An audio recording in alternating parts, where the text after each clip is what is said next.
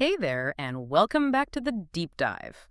Okay, I'm going to start today's deep dive with a bit of a confession. Some mornings, it seriously doesn't matter what time I set my alarm for. I feel like I am just wading through treacle until about lunchtime. Oh, yeah. That feeling, so sluggish, the brain fog. It's just the absolute enemy of getting anything done. It really is a very familiar enemy for lots of us, I think. Hmm. And, that brings us perfectly to what we're digging into today. We're not just going to give you a few tips on, like, waking up earlier. We're really taking a deep dive into the practical side of building morning routines. Routines that actually work, that stick around, and help you feel, well, effective, energetic, and kind of in control right from when you open your eyes. Exactly. That's the mission, isn't it? We want to cut through all that sort of generic self-help advice out there and give you actual steps, things you can do, backed by a bit of psychology, to build a routine that fits your life.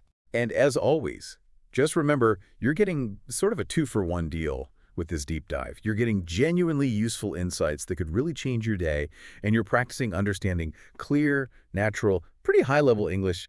We want this to be, enjoyable, a good lesson in both productivity and language. Okay, perfect. So let's unpack this right away. Before we jump into the how-to, we probably need to get clear on what we even mean by productive. It can sound a bit like, I don't know, corporate jargon or something. What does a truly productive morning actually look like for someone listening? That's such a good starting point. Because productivity, in this sense, it's really about effectiveness. It's not just about being busy. If you're productive, it means you're achieving a decent amount or you're producing a good result, something that actually moves you toward your bigger goals. Right. So waking up super early, say 5 a.m., which sounds impressive, but then immediately spending like an hour and a half just scrolling through social media, that doesn't count. Exactly. That's just being busy, maybe reacting to things. Relaxing, yeah. A genuinely productive morning is more deliberate, it's proactive. It means you're consciously channeling that limited early morning energy into actions you've chosen. You're not just letting the day happen to you. I think that's maybe the core idea, right? A productive morning is like the ultimate act of taking control. It's that key time when you set the direction, the trajectory for the rest of your day, making sure your energy's high and you're focused from the get-go. Precisely.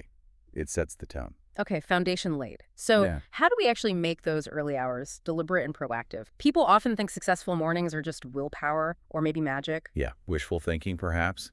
But actually, they rely almost entirely on structure. And that structure, that's the routine. We need something reliable. Doesn't have to be like military precision, right? But reliable. So let's define it. What exactly is a routine in this context? Simply put, a routine is just a fixed, regular way you do things, usually following a specific sequence, a set order. Think of it less like a boring chore list and more like a carefully designed mental checklist. You just follow the steps. You don't have to pause and think, okay, what should I do next? That idea of a mental checklist is really helpful because it tackles the brain's biggest challenge first thing in the morning, doesn't it? Decision fatigue. Why is having that sequence, that checklist, so important for our brains right after we wake up? Well, the fascinating thing is the biology of making choices. When you first wake up, your prefrontal cortex, the bit of your brain doing complex thinking and making decisions, it's not really firing on all cylinders yet. It genuinely needs time to warm up. It's like it's running on low battery mode still. Exactly like that. Huh? And every single choice you force it to make, even tiny ones like, should I wear the blue shirt or the gray one, coffee or tea, check email now or later, it trains that limited mental battery. That's decision fatigue kicking in straight away. Yeah, you hear about this with like high-profile executives, don't you? The classic example is Steve Jobs or Obama wearing the same outfit every day. They're getting rid of those small, trivial decisions to save their brain power for the really big, important stuff later. You've got it. And routines let you be your own kind of morning CEO in that sense. You're basically giving your half-awake brain pre-approved instructions. Just do this, then listen. By relying on that routine, you skip all those early choices and you save your best willpower for the tasks that actually need it. Okay, so it saves mental energy. But routines also build something else our bodies really crave, which is consistency. How does doing the same things help us biologically? Right. So when you keep up a consistent routine, let's say every day you drink water, then you do a few stretches, then maybe read for 10 minutes, you're basically training your internal body clock, your circadian rhythm. You teach it what to expect, and that predictability. It's incredibly calming for our systems. So the body kind of stops bracing for chaos each morning? Precisely. It dials down the body's natural defensive or stress response. If you're always rushing, always panicking because your morning's a mess, your body pumps out stress hormones like cortisol. But a smooth, consistent sequence keeps those levels lower, reduces anxiety, helps you feel calmer, more organized, even before the real day starts. That makes complete sense. We're essentially engineering a state of internal calm to start the day. Okay, so the foundation's clear. Successful mornings need reliable, low-stress, consistent routines. They fight decision fatigue and reduce stress. Got it. Now we can get into the how. Let's do it. Tip number 1, and this is one I think people often miss. A productive morning doesn't actually start when your alarm goes off. It starts the night before. This is absolutely crucial, non-negotiable, really. If you try to figure everything out from scratch the moment you wake up, you're already behind. We have to really embrace that idea. Preparation is half the battle, maybe more than half. We need to eliminate friction. Okay, friction. Let's define that. Friction means anything that slows you down, makes you pause, forces you to make a choice you didn't need to make. So what practical things can we actually do tonight to get rid of tomorrow morning's friction? Okay, the simplest, maybe the most effective one. Rule 1A, lay out your clothes. And I mean everything. Shirt, trousers, underwear, socks. Crucially, socks, even the shoes you plan to wear. Put them right there, next to your bed ideally. Oh, the missing sock. I've definitely wasted mornings hunting for a matching pair. That's such a perfect example of friction. Seems tiny, but it's a decision. It burns that precious brain energy and adds like 5 minutes of frantic searching. And it creates negative momentum, doesn't it? If your first 5 minutes involve a struggle, you start the day feeling slightly frustrated. So, next up, 1B, deal with food. Prep your breakfast or at least your coffee station. Yeah, if I have to figure out what to eat, then find the stuff, then make it. I'm almost guaranteed to just grab a biscuit or skip it altogether. We want to make the healthy, productive choice the easiest choice available. Exactly. So the prepping can be super simple, like measuring coffee grounds into the filter, putting overnight oats ingredients in a jar in the fridge, setting out the bowl and spoon you need. Less thinking equals better, easier choices in the morning fog. And we can extend that to our workspace too, right? Before you shut down for the night, take 2 minutes. Tidy the desk, put things away. Maybe even make sure the stuff for your very first task tomorrow is right there, visible, ready to go. That visibility is key, and it feeds straight into probably the most critical prep step of all. Identifying your MIT, your most important task. Identify it before you go to bed. Yes, the MIT. Now, for everyone listening, this isn't just the first thing on your random to-do list. It's supposed to be the one task that, if you get it done, will move you closest to achieving your big, important goals. Even if you do nothing else all day, finishing the MIT should make you feel like you won. And identifying it the night before, it primes your brain while you sleep. It's like you're telling your subconscious, okay, team, this is the mission for tomorrow morning.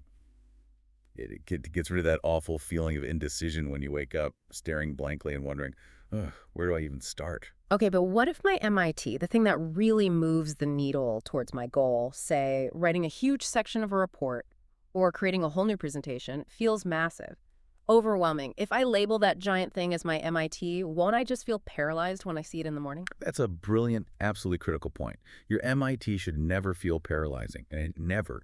If the task itself is huge, you absolutely must use the concept of chunking. You break that big task down into the smallest possible actionable first step. Can you give us an example of chunking an MIT? Sure. Let's say the big goal is write the 10-page project proposal. That's way too big for a single morning MIT. It's daunting. Your actual MIT for that morning should be something like write the executive summary paragraph or maybe outline the 3 main sections with bullet points. Okay, so that little chunk is specific. Yeah. It feels achievable in maybe 15, 20, 30 minutes max, and it guarantees you actually start moving. You build momentum without the overwhelm. Exactly that. You're figuring out the very first small bite of the frog. We'll definitely talk more about frogs later. But doing this prep clothes, food, workspace, and crucially, chunking down your MIT, it means you basically start the day having already scored a win, before the alarm even goes off. Okay, night before. Sorted. Now the critical moment, the alarm rings. This is where the rubber meets the road. What is the absolute #1 most crucial rule for winning this alarm battle? It's simple, and it's absolute. Do not hit the snooze button. Ever. That little 9-minute delay feels good in the moment, but it is actively sabotaging your productivity and your energy for the whole rest of the day. But it feels so good, that little bit of extra sleep. Why is hitting snooze actually so bad for us, scientifically speaking? Okay, so it's deep in our sleep cycles. When your first alarm goes off, you're usually coming out of a deeper sleep phase into a lighter one. You feel groggy, sure, but you're kind of near the surface.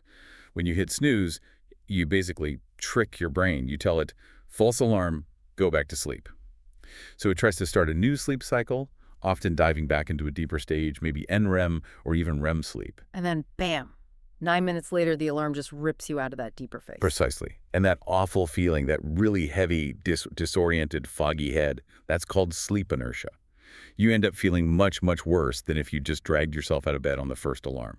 You've pretty much guaranteed lower brain function and more grogginess for the next hour, maybe even longer. Wow. So your body gets punished for grabbing that little bit of comfort. Okay, so the strategy then has to be make snoozing impossible, or at least really hard. Tip 2A. The second that alarm sounds, your feet have to hit the floor. No negotiation. And the best way to force this, put your alarm clock, or your phone if that's your alarm, way across the room. Make yourself physically get out of bed to turn it off. That little burst of movement, just walking across the room, it kind of breaks the spell of the warm bed, doesn't it? Once you're standing, the battle against inertia is basically won. Yes. And once you're vertical, the very next, incredibly crucial step is hydration. Immediate, serious hydration. The water ritual. Tip 2B. Right. Why is water first thing so vital? Just think about it. You've basically been fasting and, more importantly, dehydrating for maybe 6, 7, 8 hours while sleeping. Even mild dehydration can mess with your mood, your focus, your energy levels quite significantly. So drinking a big glass of water right away, it's like turning on the engine for your body. It rehydrates your cells, gets blood flowing properly, signals to all your internal systems, including your metabolism. Okay, we're starting the day now. I always suggest keeping a big glass, maybe like half a liter or so, right there on the nightstand. Ready to go. Zero excuses. You reach for the water before you even think about coffee. Absolutely. Water first, caffeine second. Okay. Okay, you're up, you're hydrated. Now we need to gently wake up the body fully. That means movement. But we're not talking about smashing out a high-intensity workout immediately, right? This is gentle movement. 5, maybe 10 minutes tops. Correct. The goal here isn't fitness. It's just about getting blood flowing to your muscles and, crucially, to your brain. When you get more oxygenated blood going to your prefrontal cortex, your alertness just naturally increases. So examples could be, what, 5 minutes of just simple neck rolls and shoulder stretches, following a really quick guided yoga thing on YouTube, or even just walking around the kitchen or living room while you wait for the kettle to boil. That's tip 2C then. Keep it calm, quiet, no complex stuff needed. Exactly. So those critical first 30 minutes are now structured. Yeah. Forced movement, no snooze, immediate hydration, turn on the engine, gentle movement, wake up the brain. Yeah. You've basically guaranteed you're physically and mentally online and ready to engage with the day. Okay, body and brain activated. Now we hit the phase where we need to fiercely protect our focus. We're awake, hydrated, alert, but now we face probably the biggest challenge of the modern age, like almost magnetic pull towards our screens, checking the phone. The phone. It's the absolute #1 killer of morning productivity in the 21st century, without a doubt. So, tip 3A. You need to implement a digital detox. You absolutely must avoid checking screens. That means social media, email, news alerts for at least the first hour you're awake, or at the very minimum until after you've completed your MIT. Okay, here's the immediate practical hurdle, though. What if, like many people, I use my phone as my alarm clock? How do I pick up the phone to switch off the alarm without instantly, almost automatically, tapping open Instagram or checking my work email? Yeah, that requires a conscious strategy and a bit of willpower. If the phone is your alarm, you need an enforcement plan. Strategy 1. The second the alarm is off, flick it straight onto airplane mode. No data, no temptation. Strategy 2. Turn the alarm off, immediately put the phone face down, physically move it out of the bedroom or onto your desk before you even get your water. Create that physical distance. Okay, using physical action to combat the ingrained mental habit, that makes sense. But why is checking the phone first thing such a productivity poison pill? What's it actually doing to us?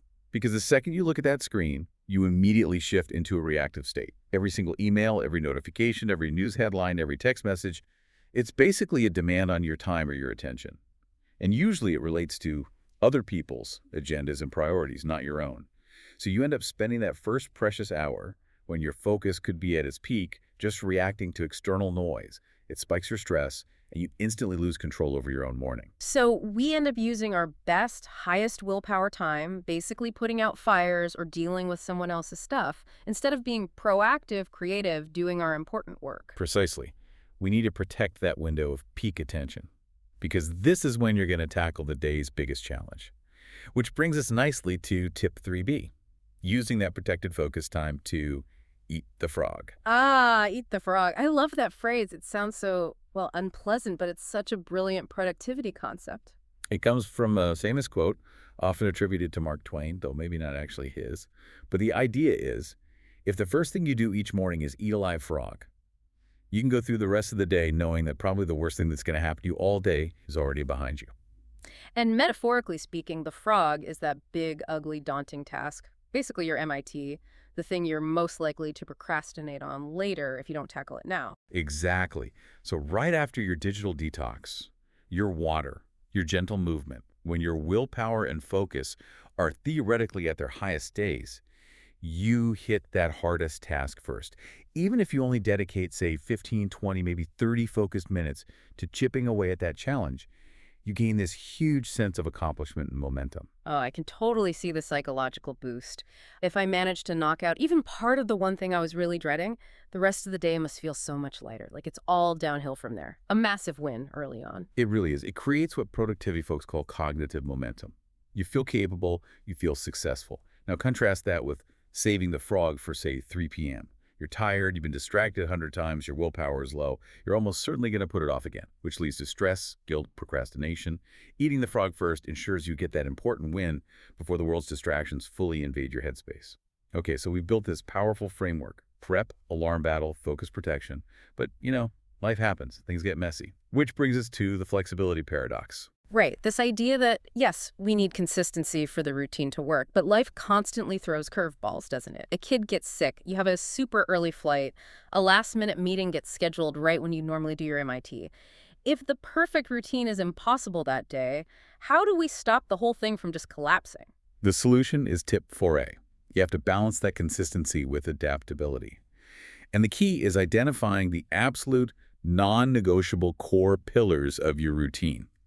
Let's say your ideal routine takes 90 minutes, but today you only have 30 minutes free. Instead of giving up, you ruthlessly cut everything except those core pillars. Okay, so even if I only have a short window, I maintain the habit of the routine by hitting those key pillars.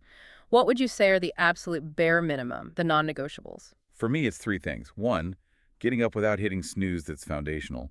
2, drinking that big glass of water, essential for waking up the system.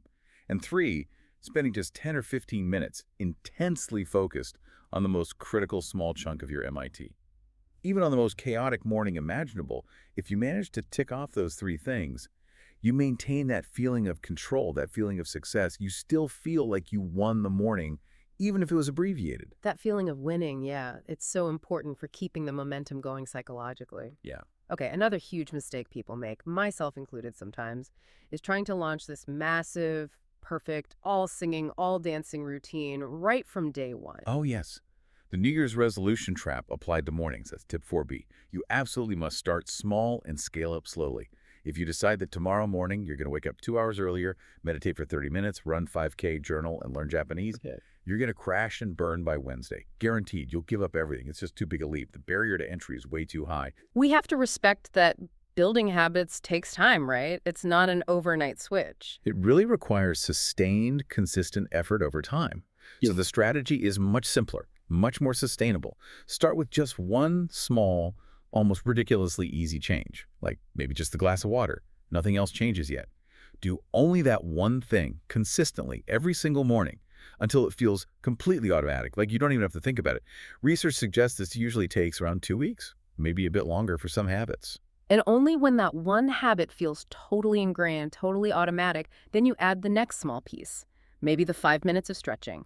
Then later, the digital detox. It's like building a complex structure brick by brick, isn't it? Instead of trying to hoist the entire finished house into place all at once. Perfectly put. And this careful, gradual building process leads directly into the final ongoing piece, which is tip 4C, monitoring and optimization through reflection. A routine isn't meant to be some rigid law carved in stone. It's more like a working hypothesis. You have to test it, see how it feels, and be willing to adjust it. Yeah, we need to actually check in with ourselves. Ask, how did that morning feel? Was I productive, or did I just feel rushed and stressed trying to tick boxes? Did I find myself just staring blankly at my MIT, totally overwhelmed? Exactly. If you consistently feel rushed, maybe you need to build in 5 extra minutes or simplify one of the steps. If your MIT chunk still feels too big or daunting, you need to break it down even further. Re-chunk it. The routine has to serve you and your goals. It should be a helpful guide, a supportive structure, not some kind of strict jail cell that makes you feel bad if you deviate. And crucially, your routine probably will need to adapt as your life circumstances change.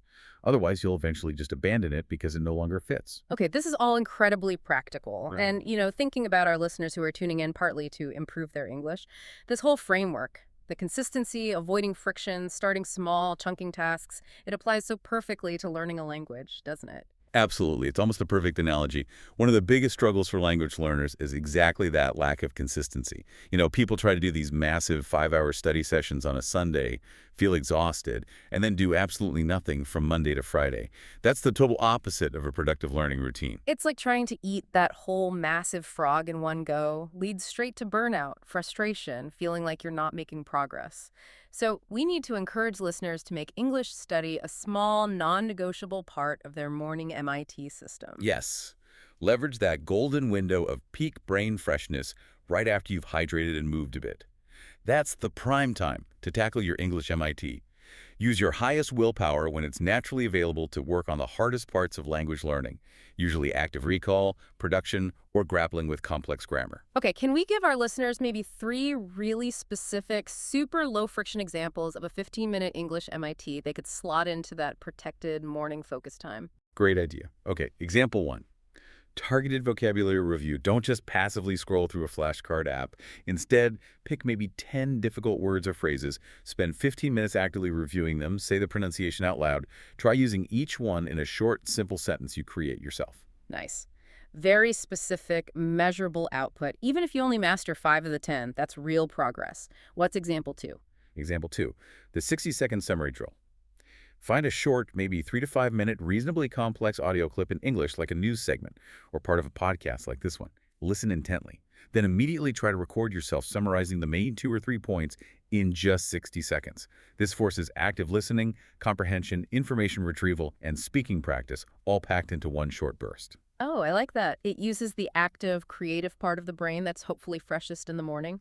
Not just passive listening, but active output. Okay, example 3. Example 3, focused grammar application. Maybe yesterday you learned about using a specific conditional tense or a new set of prepositions. Your MIT is to write a short paragraph, maybe just 3 to 4 sentences, perhaps like an imaginary email reply, specifically focusing on using that new grammatical structure correctly at least twice. You use the morning calm to focus deliberately on accuracy with something complex before the day's distractions make that harder. Brilliant. And crucially, we need to apply the preparation rule here too, right? To eliminate the friction of starting to study, you absolutely have to get your materials ready the night before. 100%. If your English textbook, your notebook, your specific app or website is already open, charged, and maybe even on the exact page or lesson you need, you remove that tiny mental hurdle of, ooh, where did I put my grammar book? Or is my tablet even charged? It makes the transition from, say, stretching into studying almost seamless. You're creating the easiest possible pathway to consistent language growth.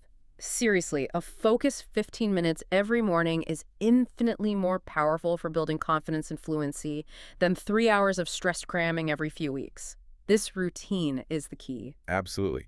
Now, inevitably, even with the best plans, things go wrong sometimes. We need to talk troubleshooting. You will oversleep occasionally. You will feel sluggish some days. You will mindlessly grab your phone out of pure habit. It happens. It definitely happens to me. So what's the rule? What do you do when you have a bad start? When the routine breaks down first thing? The single most important rule here is tip 5A. Do not let a bad start trigger the domino effect that completely derails your entire day. Ah, the domino effect, that negative spiral. Okay, I woke up late. Now I'm rushing. Because I'm rushing, I skip my water and stretches. Now I feel stressed and groggy. Might as well just skip my MIT too and dive straight into emails. Oh well, today's a write-off. That downward spiral feels inevitable sometimes, but it's actually a choice. You have the power to stop the dominoes from falling right after the first one wobbles. So if you wake up 30 or 45 minutes late, don't try to frantically cram your usual 90-minute routine into that short window. It's impossible and just adds stress. Instead, accept it. Forgive yourself instantly. And then just focus ruthlessly on hitting your absolute core pillars. Drink the water, maybe do 2 minutes of stretching, spend 5 laser-focused minutes on the absolute most critical tiny piece of your MIT, then move on. Just reset, refocus, get something done, and move forward. Tomorrow's a brand new chance for a perfect start, but today doesn't have to be a total disaster just because the first half hour was messy. Exactly right. Okay, another common problem isn't necessarily the chaotic start, but more like a midweek collapse. The infamous Wednesday wall. Feel great Monday, pretty good Tuesday, and then bam, Wednesday hits, and you feel like you've got absolute zero energy or motivation left for your routine. Yeah, I know that feeling. And when you consistently hit that wall, it almost always points back to a foundational issue, doesn't it? Usually not enough good quality sleep. Precisely. Which brings us to a crucial bonus tip. Let's call it 5B. You must prioritize consistent sleep time. We spent all this time talking about the morning routine for waking up, but arguably, the real start of a productive morning is the evening before, with a consistent wind-down routine and, critically, a consistent bedtime. If you can manage to go to bed and wake up around the same time every single day, yes, even on weekends, as much as possible, you help stabilize your body's natural circadian rhythm. That consistency minimizes those dramatic midweek energy crashes.